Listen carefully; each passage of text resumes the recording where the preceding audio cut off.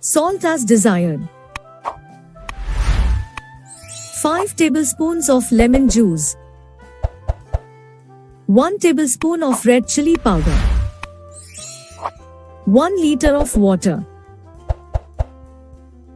Chili sauce as desired. Green chilies as desired. Vinegar as desired. Recipe. In a large pot, boil 4 to 5 teaspoons of chicken stock powder in 1 liter of water.